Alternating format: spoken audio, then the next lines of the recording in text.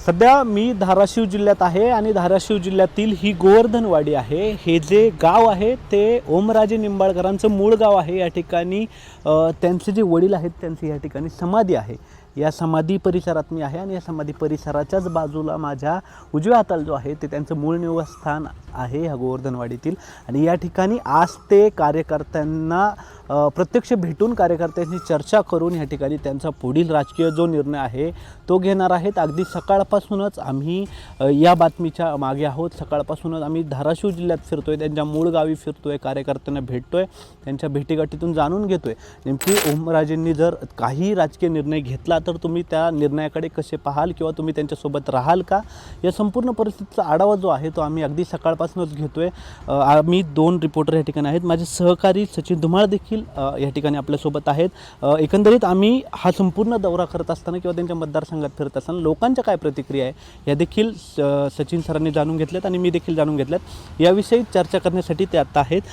एकंदरीत काय सांगाल? खरं तर पाहायला गेलं तर सकाळपासून आपण ह्या मतदारसंघात त्यांच्या फिरतोय. लोकांच्या प्रतिक्रिया काय आहे त्यांच्या राजकीय निर्णयाविषयी? नक्कीच आपण सकाळ धरून धाराशिवमध्ये फिरतोय. धाराशिवमधील नागरिकांच्या, आपण सर्वसामान्य नागरिकांच्या देखील प्रतिक्रिया जाणून घेतल्या. धाराशिवकरांना विकास हवा आहे. तुम्ही कुठल्याही पक्षात राहा किंवा कुठेही राहा, परंतु धाराशिवचा विकास करा. धाराशिव हा भाग अजूनही मागासलेला दिसून येत आहे.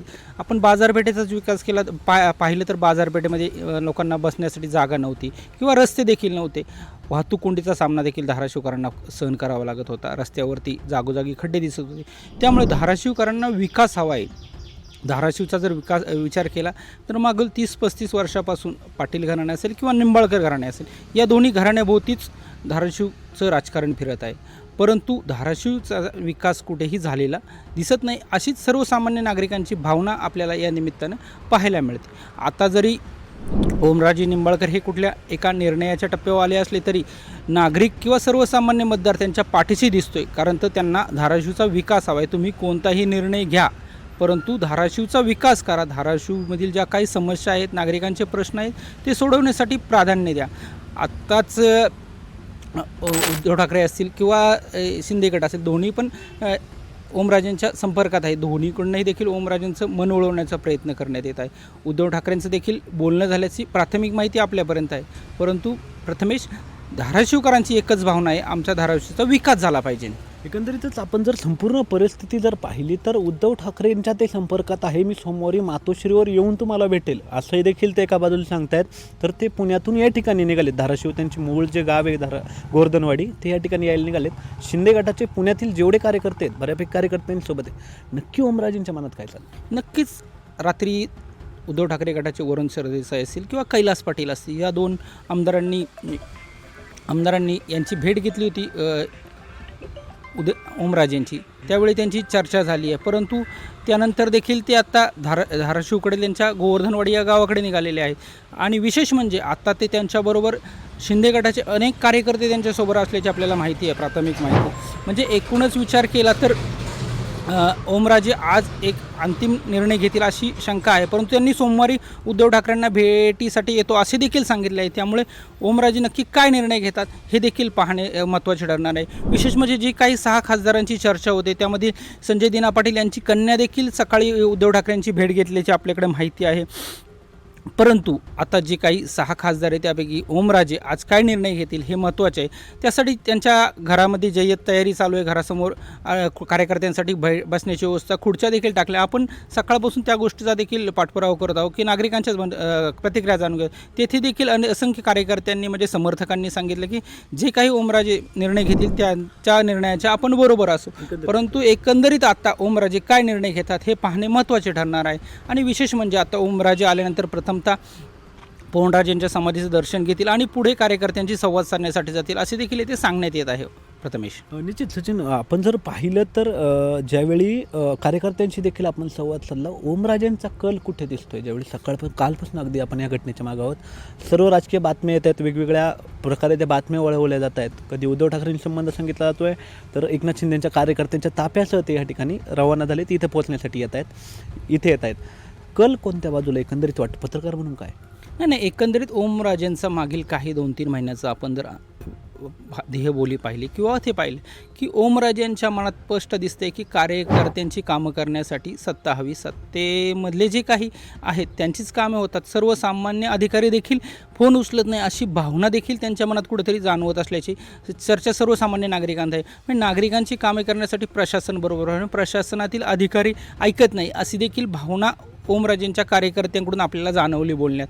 त्यामुळे मतदारसंघाचा विकास असेल किंवा धाराशिवचा विकास करायचा असेल किंवा सर्वसामान्य कार्यकर्त्यांची कामं करायची असतील तर कुठेतरी सत्ता हवी आणि सत्तेबरोबरच हे प्रशासकीय जे काय आहे ते आपल्याबरोबर हवं, तरच धाराशिवचा विकास होऊ शकतो. या भावनेतून ओमराजे आता सत्तेच्या दिशेने जातील असा कल एकंदरीत दिसत आहे. परंतु कार्यकर्त्यांशी चर्चा करून ते काही निर्णय घेतील. असंख्य कार्यकर्ते यांना भेटीसाठी येतील असे देखील इथे बोलले जात आहे. आता किती कार्यकर्ते येतात, किती कार्यकर्ते संवाद साधतात आणि काय निर्णय घेतात हे देखील पाहणे महत्त्वाचे ठरणार आहे. आणि उद्या ते उद्धव ठाकरेंना भेटायला जातात का हे देखील महत्त्वाचे ठरणार आहे. प्रथमेश, एकंदरीत आपण जर पाहिलं तर आपण ज्यावेळी एल एस मराठी धाराशिव जिल्ह्याचा दौरा करत होतो त्यावेळी कार्यकर्त्यांचे आपण बोललो किंवा नागरिकांशी, तर तुम्ही सत्तेच्या बाहेरच राहणार होतात. उद्धव ठाकरेंच्या गटातून तुम्ही तिकीट मिळवलं आणि तुम्ही विरोधी पक्षात राहणार होता हे तुम्हाला माहिती होतं, तुमची सत्ता येणार नाही, मग तुम्ही त्यावेळेसच तिकीट नाकारायला पाहिजे होतं, अशा देखील प्रतिक्रिया आहेत.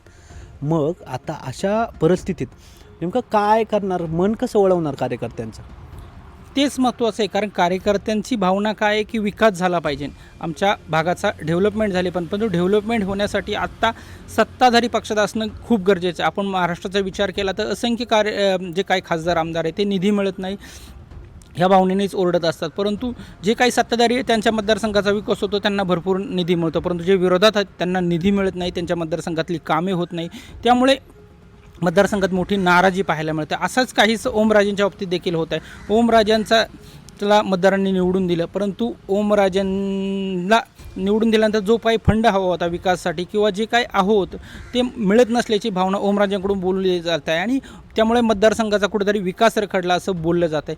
धाराशिवचा विचार केला तर धाराशिवमध्ये शेतीवर मोठ्या प्रमाणात भाग अवलंबून आहे. आपण पाहतो ऊसाचं क्षेत्र देखील मोठ्या परंतु ज्या ग्रामीण भाग डेव्हलप झाला त्याप्रमाणे शहरी भाग डेव्हलप झालेला दिसत नाही. धाराशिव शहरामध्ये अजूनही बकालीकरण दिसून येतं. आपण रात्रीच बऱ्याच ठिकाणी पाहणी केली, बऱ्याच ठिकाणी पण तिथे बकालीकरण किंवा डेव्हलप एरिया झालेला नाही आहे. बस स्थानक असेल किंवा बाजारपेठ असेल, प्राथमिक सुविधा देखील अभाव त्यांना मोठ्या प्रमाणावर जाणवत आहे. त्यामुळे धाराशिवकरांची एकच भावना आहे की विकास हवा आणि विकासासाठीच ओमराजे सत्ताधारी गटाबरोबर जातील किंवा जो काही पवनराजे खटला चालू आहे प्रकरणातला त्याचा देखील निकाल काय लागतो हे देखील पाहणे महत्त्वाचे आहे. किंवा त्या निकालाबाबत शिंदे गट असेल काय आश्वासन देतं किंवा ठाकरे साहेब गट काय आश्वासन देतं हे देखील पाहणे महत्त्वाचे आहे. कार्यकर्त्यांच्या संवादाबरोबरच पवनराजे निंबाळकर खटल्याचा निकालावर देखील ओमराजेंचं बरंचसं भवितव्य अवलंबून आहे. ते कोणता निर्णय घेतात त्याबाबत देखील आता उपमुख्यमंत्री एकनाथ शिंदे यांनी काय शब्द दिला आहे, काय त्यांनी सांगितलं आहे की त्याबाबत अपील करायचं का काय करायचं, निर्णय काय येईल याबाबत देखील चर्चा करूनच ओमराजे योग्य तो निर्णय घेतील अशी कार्यकर्त्यांची भावना आहे. आणि ओमराजे आज किंवा उद्या काहीतरी निर्णय घेऊ शकतात. प्रथमेश, निश्चित सचिन, आपण जर पाहिलं तर ओमराजेंच्या वडिलांच्या जे काही त्यांचा हल्ला झाला त्यांच्यावर आणि त्याची जी घटना आहे त्याच्यावर संपूर्ण कोर्टाचं जे प्रकरण आहे ते सुनावणी काल पार पडली आहे. आणि या सुनावणीनंतर एकनाथ शिंदे यांचा त्यांचा फोन देखील झाला आहे ओमराजेंचा की आपण याची चौकशी जी आहे ती पुनर्चौकशी करू किंवा अपील करू या निर्णयाविरोधात. पूर्ण पद्धतीने पूर्ण ताकदीने ऑपरेशन टायगर सक्सेस करायची तयारी जी आहे ती एकनाथ शिंदेकडून सुरू आहे.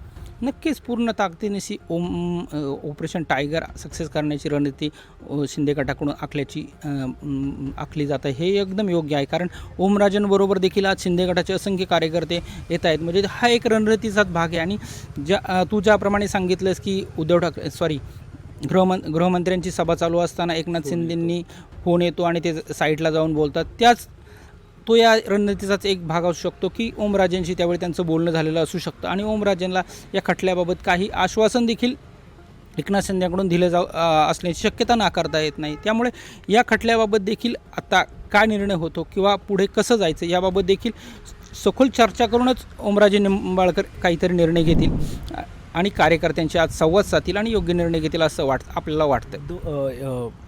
यांचं जर कल पाहता, ओमराजेंचा कल पाहता तो सत्तेकडे दिसतोय. आपल्याला हे प्राथमिकदृष्ट्या अगदी स्ट्रॉंगपणे पाहायला मिळतं आहे. पण जर असं झालं, एक खासदार फुटला, त्या खासदारांमागे अनेक आमदार असतात, अनेक विधानसभा त्यांच्या या ठिकाणी निवडून आलेल्या आहेत, संपर्कात अनेक आमदार आहेत. तर इतकं मोठं डॅमेज कंट्रोलचा विचार पाहता उद्धव ठाकरे काही प्रयत्न करताना दिसत नाहीत.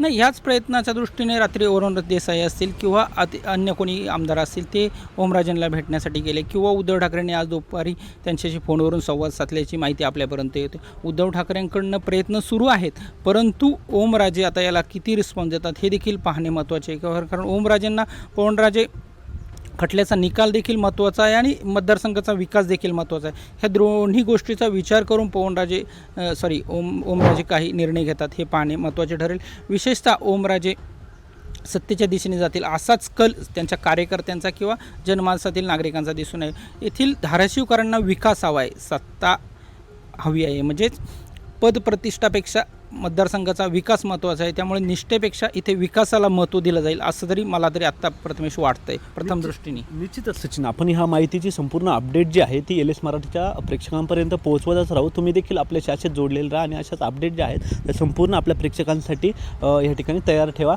आपण जर पाहिलं तर ओमराजेंचा जो पूर्ण गेलेचा हा जो साधारण एक आठवड्याचा अवधी संपूर्ण झालेला आहे. या संपूर्ण सत्ता संघर्ष म्हणावं लागेल खरं तर. यासाठी त्यांची जी बंडखोरी जी आहे ती 6 खासदारांची, त्यातलं एक नाव आहे ओमराजे. आणि जर या संपूर्ण घडामोडी पाहिल्या तर याची जी पूर्वतयारी आहे ती गेल्या 3 महिन्यापासून सुरू होती.